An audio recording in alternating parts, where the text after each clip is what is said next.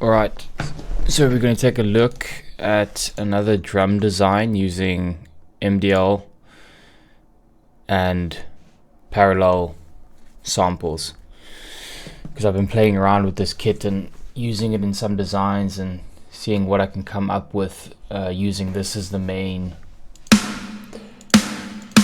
snare tone. So these are old multi-tracks from, I think, a course from Rudolf Klopp. The song is called Hive Mind.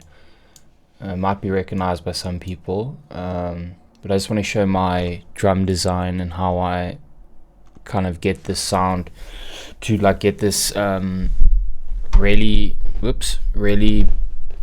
distorted and sort of very low energized drum sound, you know, because the guitars are MIDI. They're not real guitars, and the thing is, when the guitars aren't real, you want to make the drums sound as authentic as possible, but in a very modern sense. So obviously these drums sound modern. They sound much more heavily processed, because that's the sound that I'm obviously chasing. Whereas, you know, in maybe like a rock mix, there would be something a bit more organic, a bit more natural feeling, you know, where everything wouldn't be so overly driven. And another thing that I do to get the guitars to sound like a bit more realistic is also layer them. You know, like you can see here, I have a guitar left, right, and I've layered them 3 times just to get a more realistic sound. And then in parallel doing that with the drum design, it sort of masks to a degree the fact that the that the guitars are programmed, because programmed guitars have a lot of dead giveaways that make them, you know, sound like that, very robotic, and there are things you can do in order to make them sound less robotic. So I think let's just jump in here. So we have the kit separated out into kick. Let me just pull this here. We have the kit separated out into kick, snare, toms, and then this time I'm using the cymbals.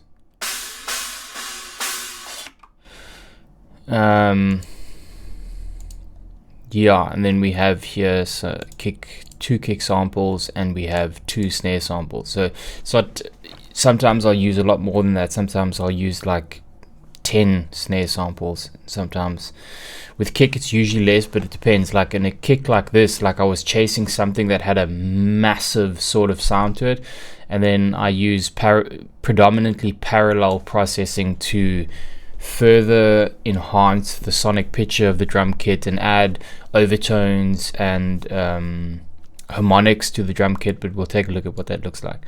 So I'm just going to play this little bit.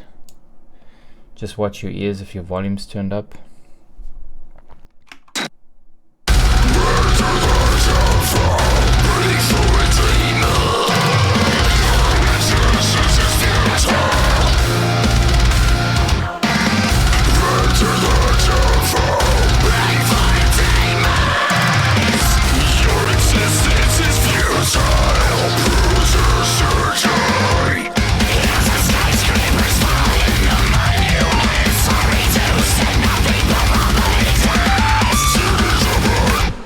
Okay, very fucking heavy. Let's take a look. Let's, I think, solo out the instrumental so that we bypass the vocals and we just take a quick listen to what that sounds like.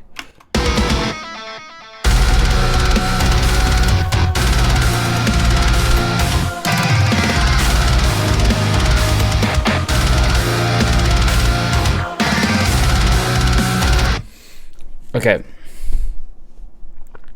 so first thing that's happening here is the MDL kits are routed to a bus. So they're all going to the drum bus for a little bit of compression to glue with the rest of the elements. So the kick the kick is going to the drum bus, and then on this I just have some frequency shaping. So we'll take a look at what that looks like. Well, let me just take you through the kind of the routing of everything first, and then we can take a look at what's going on here. So when you get it up, we can go from there. Yeah. Okay, so yeah, the main kit parts of the MDL kit are going to the drum bus. Cymbals are going to the drum bus, and then the kick samples we have going to kick sample bus. Kick sample 2 is going straight to the drum bus, I think because I did processing on the bus and I didn't want this one to be affected by that processing, because I was chasing some low end, I think, with this kick, or some low mids. Kick room, I don't think there's anything on there. This is something else. Snare samples are going to snare sample bus, and that's pretty much it. Very straightforward. And then here we have the parallel processing, where we have kick distortion, kick low, mix distortion, even the whole mix is going to this thing, and it's basically adding saturation and harmonics to the overall mix, but it's blended in at -22, so it's very low, so it's just giving a little bit of character. Okay, let's start with the MDL kit and see what we have going on in terms of EQ shaping.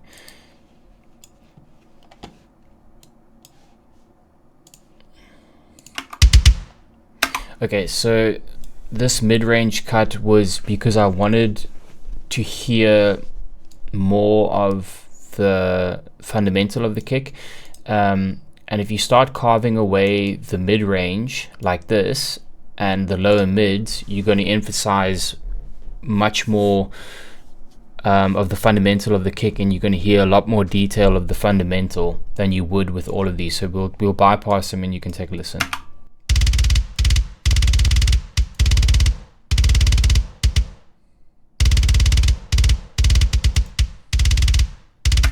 You hear how much cleaner the kick sounds, and I mean, this is mix ready, so in a context of a different mix you wouldn't have to do this, but in the context of this mix I was trying to push the focus to the fundamental of the kick, so you hear that thump, and my goal was to kind of get the 60 hertz region and the 90 hertz region to be more exposed. And that's why these moves are engaged here, to really expose that fundamental and just above the fundamental, to get that feeling in the kick.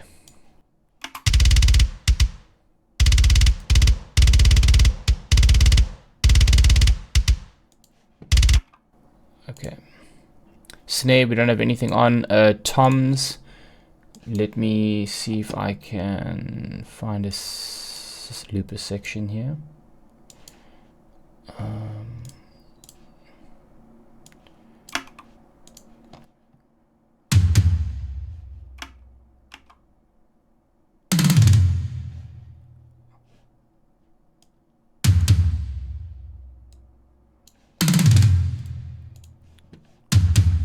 Okay. And the kicks are going to the kick crush, but I'll kind of do that at the end and show you what I'm doing there. So the toms, again, also bringing the mid-range out quite a bit by nearly 10 dBs. You can make that 10 for the sake of OCD.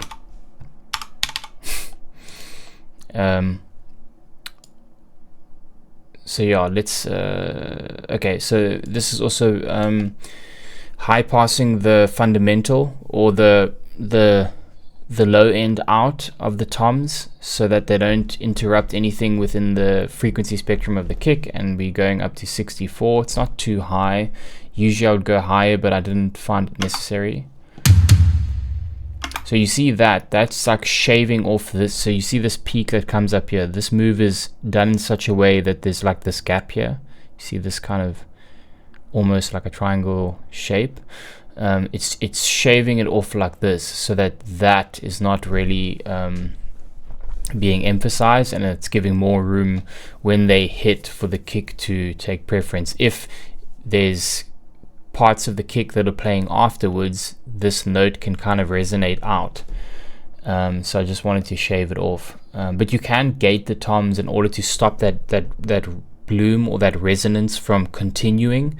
So if there's like a snare full toms and then it goes back into kick, sometimes the toms can ring out.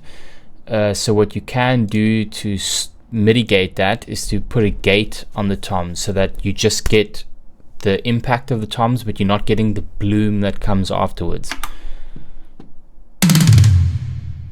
You hear how that fades out.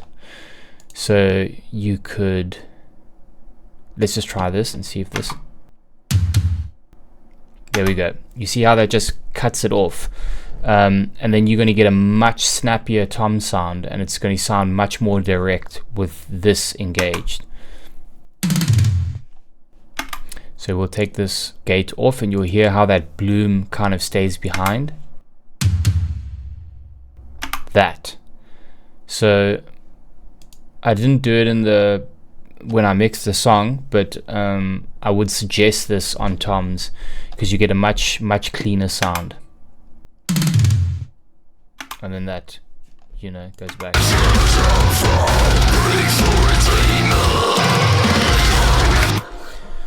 Yeah. And then let's check the cymbals on this.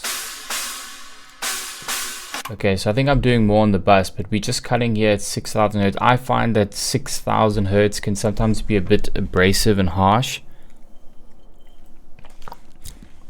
So I'm usually, especially on sampled cymbals, this is usually for me like quite an abrasive area, but these cymbals are super clean sounding, so it's possible that this is the only move that I made.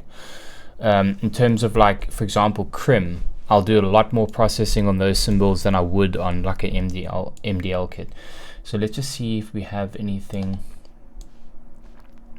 Let's first see if we, no, it's going straight to the drum bus, so it wouldn't go to a separate cymbal bus. Yeah, so this is literally it, just a little cut, 1.71 hertz at 6,213.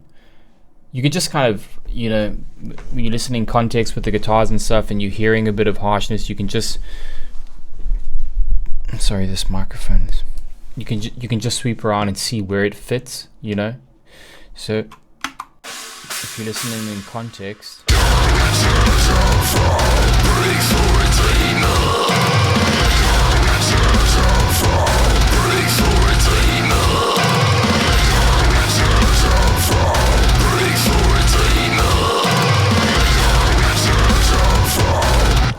yeah, and then you just play around with it. Okay, so let's solo all of this drum stuff and see. I just want to make sure I've got everything.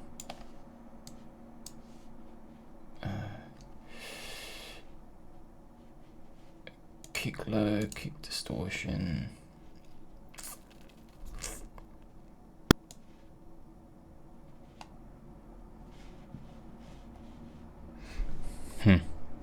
Okay, I think everything is.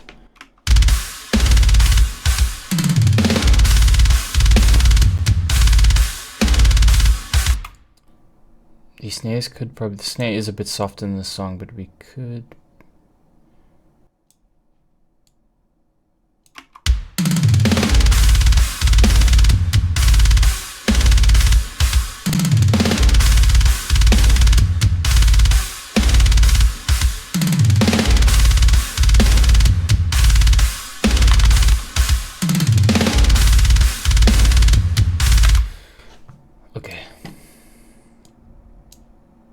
Loop this quick.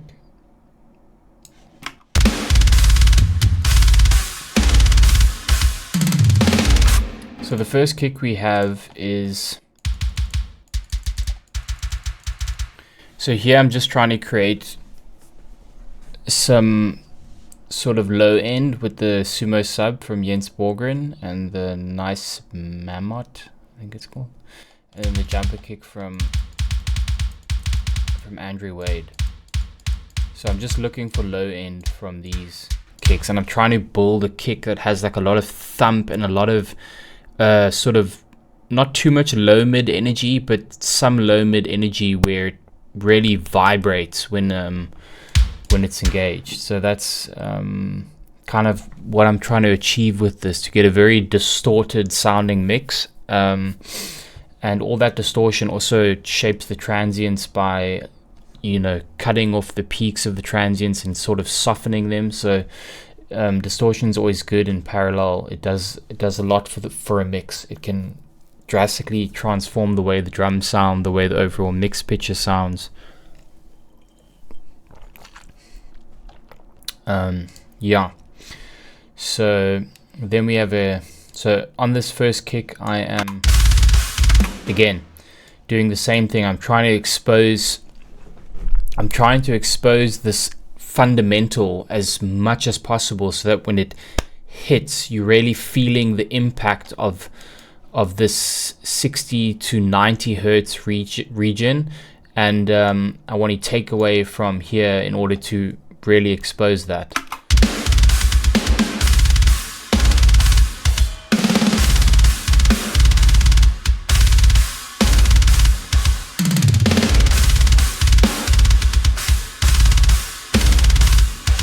See how when I disengage it, immediately the fundamental and that sort of 60 to 90 hertz region gets really exposed, and the impact is more present, because these frequencies tend to really come up in the mix,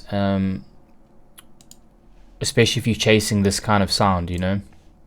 Then the next one is, this is from the Tyler Larson pack. Again, so this is more for attack, and this one was added to emphasize even more low end. You can hear the thump in the low end, got like that oomph underneath it, and this one is just more for attack, you know, more for that distorted kind of click. And this makes more sense with the sorry, I just need to check something with the parallel processing and what it does to augment the sound. So then same thing as we're doing here, just trying to emphasize the low end or the fundamentals as much as possible to achieve that sound. So you can hear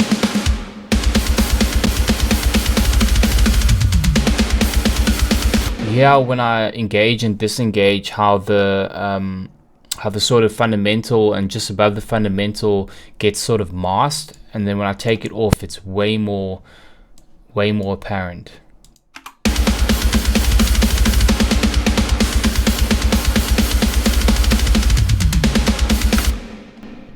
Yeah.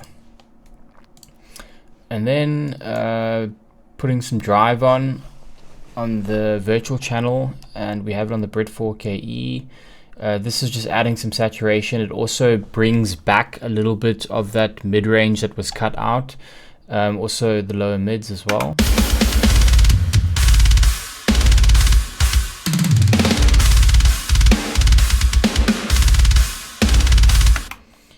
And then let's see, what am I boosting? Probably 90, I guess. Yeah. Okay. So again, I'm trying to get this the 90 hertz region. It's I think it's an uncommon place to boost on a kick, but I think it's genre dependent. Like if it was like a more, I don't know, light sort of post-core song, then I don't think this would be happening. But with these kind of brutal, heavy, aggressive songs, I find that the 90 hertz boost really brings out the, you know, like the gut punch sort of sound in a kick, and boosting it by like 4.86 dB. So we'll switch it on and off and we'll see.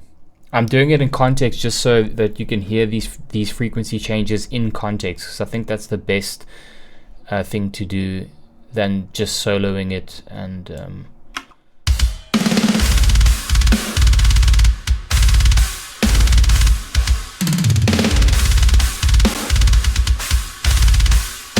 yeah, that lower punch comes more forward when we disengage, when we engage it, and how it sort of pushes back when we disengage this boost. And then I'm just controlling the low end because it was a little bit too much and I just wanted to get it under control, and then just controlling some of these 5K frequencies that can be a little bit harsh in the kick.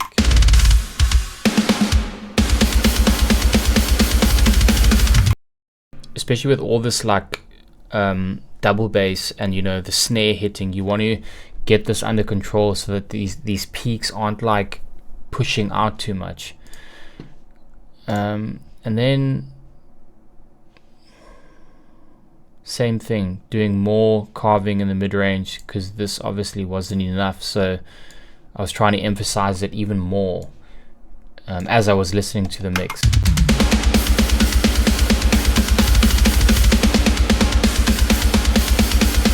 See, when these are engaged, how the kick sort of gets put back into place, whereas when they're not engaged, the kick sort of sits like in front of everything because of this information, and these lower areas can be a bit much.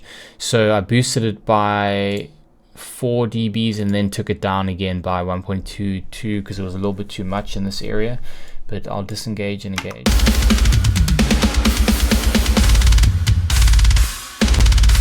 See how the kick is like sitting in the front of everything.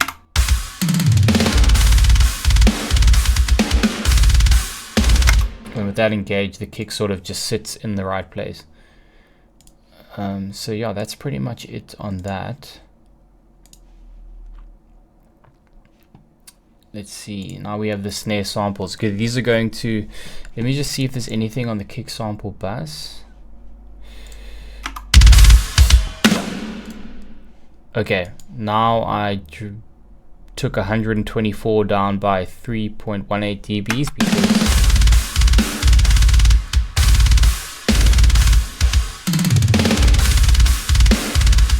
again, the kick is like very forward, and then when we engage this, it sort of pulls back and sits in a better position in the context with the rest of the kit pieces. So let's disengage it.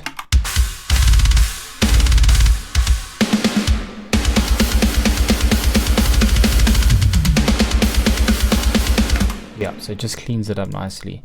And then again, 90 Hertz boost, this time 5 dBs.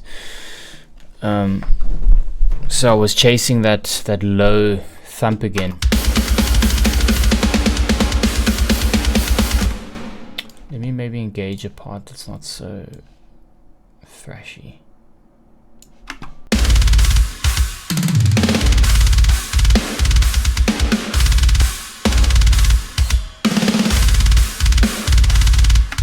Yeah, just trying to get the kick to sound as massive as possible. That's the whole idea here. Alright, let's see what we have with snare sample. Okay, this is a sample that I made. Sounds different every time I listen to it. Okay, so this is going to a snare sample bus. Snare sample 2 is just more of a room ambience, and I'm cutting out some mid-range.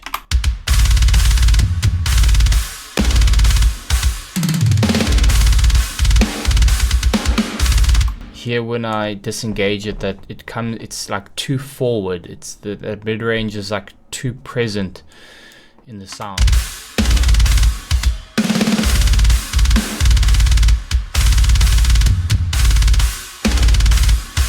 Then it doesn't sound as boxy, because often a lot of these samples can have very boxy sounding frequencies in them, and I find that I often end up cutting mid-range in order to get them to fit with the rest of the elements, and this is obviously done in context. So these two samples are going to a snare sample bus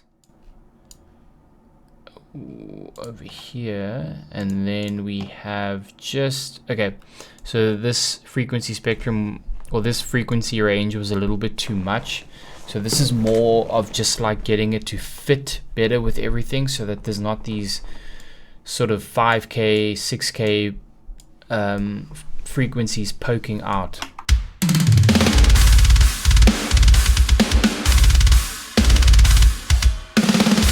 See how less ear fatiguing it is when this is engaged, and when it's disengaged you hear that it's a little bit pokey in this area.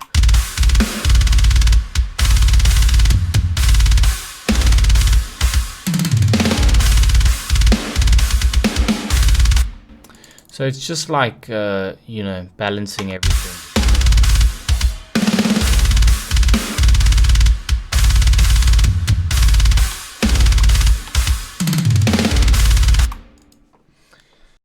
Okay, so I think here's where the sort of more interesting stuff starts to come in, is the... Okay, so on the drum bus where everything is going to, we just have some compression on the tight setting. Just to glue everything together, and we're doing like 3 dBs, which is not a hell of a lot. And then the kit was sounding a bit dull. So often you can kind of take this kind of FGA or even something like this if you want. I prefer the sound of this one, and then you can boost the 7K to 8K region if you kind of get the sense that the kit is sounding a bit buried compared to the guitars or compared to the rest of the elements of the mix, and then you can engage 2 dB. Sometimes I've even gone as far as 6, but in this case 2 was fine.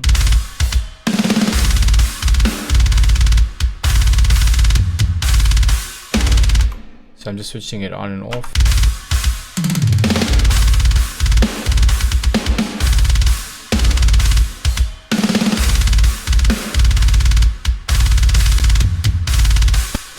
See how the top end just comes forward and sort of the toms open up, the snare opens up, and with the disengage, the kit sounds like sort of the snare sounds a bit buried, the toms don't punch through as much.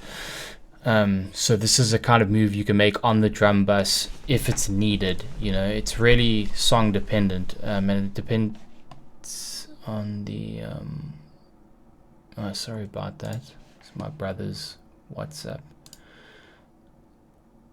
father calling. So yeah, it really depends on what you're chasing and sort of what you're hearing when the mix is happening. You know, you could not need this because it's just the samples that you've chosen and the way you've designed the kit from the beginning is bright enough, but this is always done in context. Then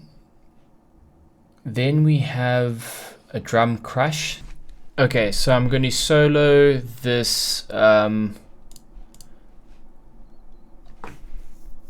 this parallel distortion bus, which is the drum crush bus. So there are elements of the kit that are getting sent to this. We'll take a look at quick and see what we have. So we have the MDL kick and the MDL snare going to that bus. We don't have any samples going to that bus. Only to the kick distortion bus. So let's listen to what this sounds like. Let's just send it to the stereo out so that it's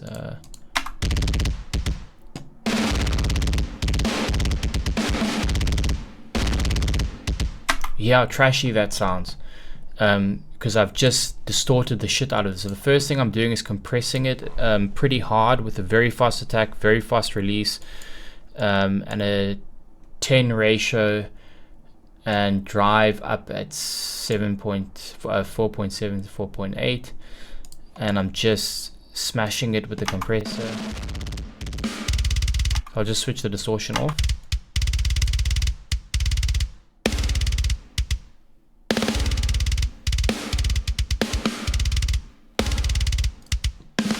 then we have this stock distortion plugin, which is pretty cool in Cubase, and then I'm just boosting the distortion by 4.6, and I think I pulled back the output because it was a little bit, it gets pretty loud, and this is the effect.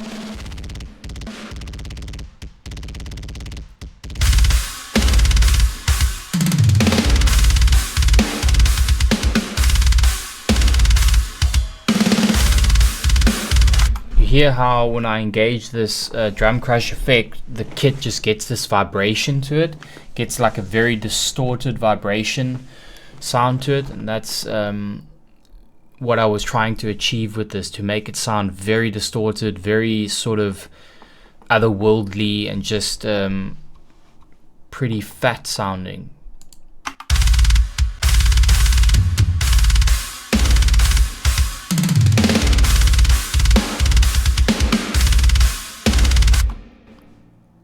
And then on this mix distortion, I'm essentially boosting the saturation all the way up. On this one, I just blended in 30%, and this one is full. And I'll kind of pull this up so you can get an idea of what it does. Sorry, I don't think you can see that. This is what the whole mix is going to, or everything goes to this mix distortion. It's like a parallel effect. So I like doing a lot of parallel effects to shape the sound of things. So yeah, let's see, I'll pull it up and you can hear what it's doing.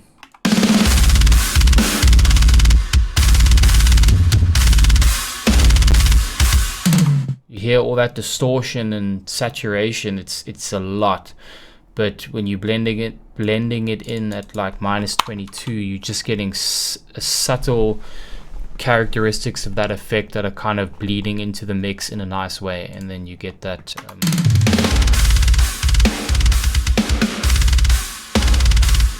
so yeah, so this sort of mix parallel mix effect can have a pretty cool tonal shift in the way the mix sounds, and it'll give it a little bit more vibration, a little bit more movement. And then we have the kick low, which all the kick samples are going to, and this is another boost at 90 to emphasize more of the low end, and then the same effect that we have in the mix distortion effect, where we have the mix knob on full and the saturation at like 8.5.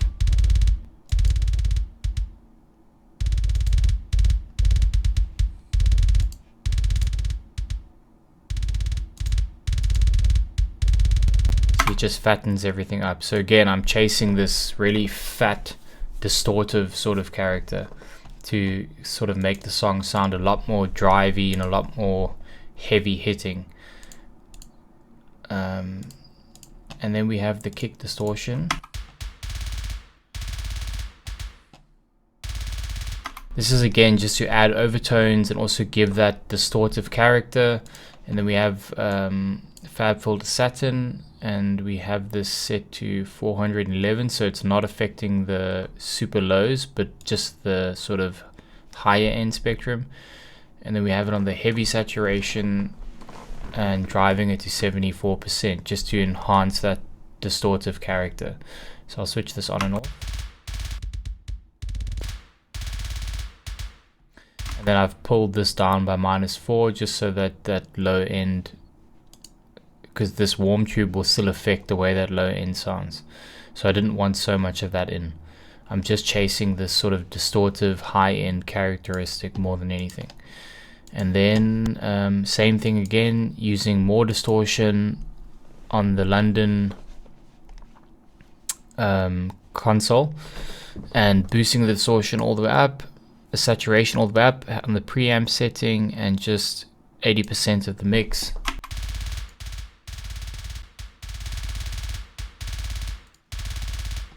And just creating more overtones.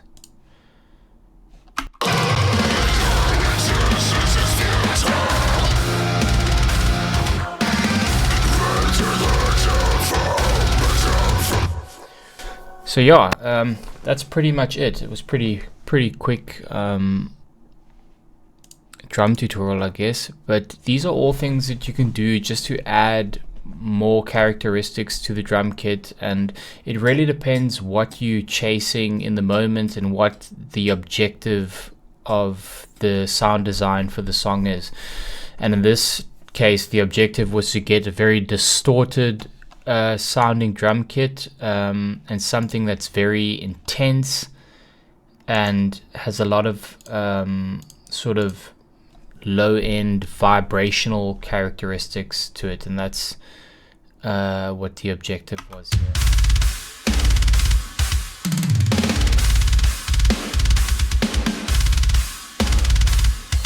So I'll take these distortions off. I'll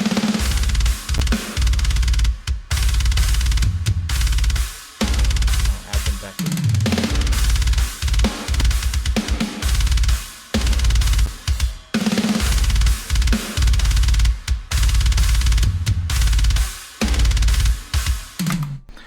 And then on the master bus, we're going through, again, some compression. Fast attack, fast release, 41 ratio, which is a bit more aggressive. 1.5 on the drive, just looking for more distortion. Going into JST heat.